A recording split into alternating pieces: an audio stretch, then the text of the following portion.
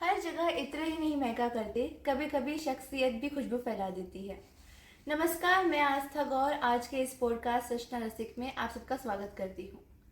आज मेरे साथ है जानी मानी लेखिका अलका सरावगी जी, जिनके शब्द हमें कलकत्ता की सड़कों से लेकर भारत के भूले बिसरे इतिहास तक की यात्रा करवाते हैं। इन्हें 2001 में अपने पहले उपन्यास कली कथा वाया बाईपास के लिए साहित्य अकादमी पुरस्कार से सम्मानित किया गया था। नमस्ते अलका जी, मुझे बहुत खुशी है कि आप हमारे साथ जुड़े हैं। धन्यवाद आस्था, मुझे भी यहाँ आकर बहुत खुशी हो रही है और सच कहूँ तो इस परिचय से थोड़ी सी हैरान हूँ। ये सारे शब्द तो आपने खुद ही कमाए हैं।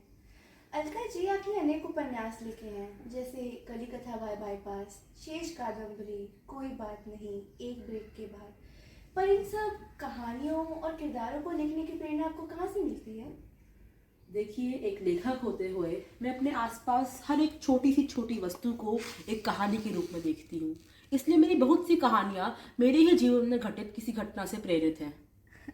इसका मतलब लेख लिखने के लिए सिर्फ प्रेरणा की ही जरूरत है। अलका जी, आपका पहला उपन्यास कली कथा वाया बाईपास, क्या वह भी आपके जीवन से प्रेरित है? जी, ऐसा कह सकते हैं। मैं कोलकाता के मारवाड़ी समुदाय में पली बढ़ी। हम हमेशा से वहाँ थे तो, परंतु कभी पूरी तरह उस शहर का हिस्सा नहीं बन पाए। हमें हमेशा वहाँ एक पहाड़ वाले जैसा महसूस हुआ। उस दूरी के कारणवश मुझे जो दर्द महसूस हुआ, उसी को मैंने अपनी कहानी में लिखना चाहा। मेरी कहानी के मुख्य पात्र किशोर बाबू भी उस दूरी, पछतावे और दो दुनियाओं के बीच जीने वाली उस जिंदगी का एक आईना है। सच बताओ ना, तो ये कहानी पाठकों के मन को छू जाती है। अलका जी, जैसा भी आपने बताया कि आपने बचपन में बहुत दिक्कतों को सामना किया, पर अगर हम आज देखें तो आप अपनी लेखन कौशल की वजह से इतनी ऊंचाइयों पर हैं। इन ऊंचाइयों तक का सफ़र आपने अकेले तय किया या फिर आपके परिवार वालों ने भी आपका सहयोग दिया? देखिए, बचपन से ही लड़की होने के कारणवश मुझ पर बहुत पाबंदियां लगाई गई। जैसे दोस्तों के साथ बाहर नहीं जाना या फिर बीए की आगे की पढ़ाई नहीं करना, क्योंकि उससे शादी होने में दिक्कत होती। इसलिए मैं यह तो नहीं कह सकती कि मेरे परिवार वालों ने मुझे हमेशा बढ़ावा दिया, परंतु मेरे घर में मेरी दादी जी ने मुझ पर हमेशा विश्वास रखा। उन्होंने मुझे शुरुआत में ही कह दिया था कि मैं घर गृहस्थी के लिए नहीं बनी हूँ और मुझे यह जो लिखने की कला मिली है, मुझे इसका सही उपयोग करना चाहिए। इसका मतलब आपकी दादी ने न केवल आपका सहयोग किया, पर हमारे पाठकों तक दिलचस्प कहानियाँ पहुँचाने में भी मदद करी। अलका जी, ऐसे कोई अन्य व्यक्ति हैं जिससे आप प्रेरित हुई हो? जी ज़रूर।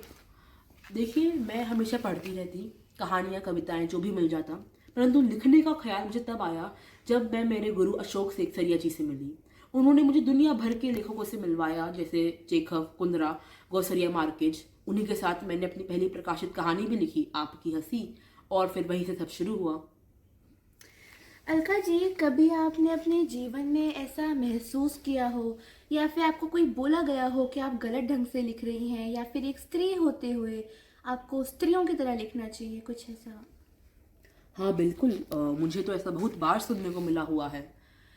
मेरी कहानी कली कथा में एक पुरुष के मुख्य पात्र होने के कारणवश, या फिर शेष कादम्बरी में शेष बाबू की पत्नी के चुप रहने और दब जाने जैसे स्वभाव के कारणवश मुझ पर और मेरी कहानियों पर बहुत प्रश्न उठे हैं। परंतु मैं अपनी कहानियों के द्वारा एक झूठी और बनावटी दुनिया दिखाने का प्रयास नहीं कर रही हूँ, अपितु हमारे समाज की ऐतिहासिक सच्चाई के बारे में बताना चाहती हूँ।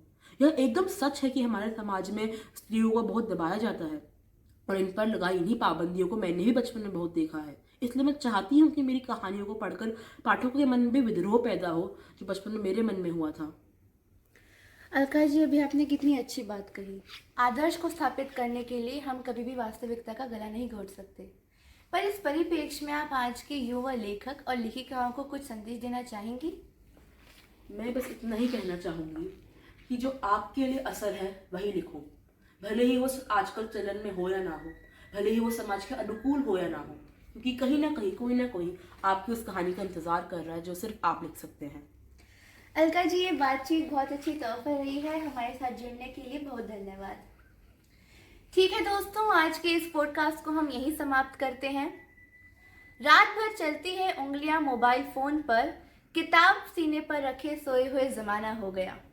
अगर आपने अभी तक कली कथा वाया बाईपास नहीं पढ़ी तो इसे अवश्य पढ़ें, क्योंकि पढ़ना जीवन का शौक नहीं, अनिवार्यता है।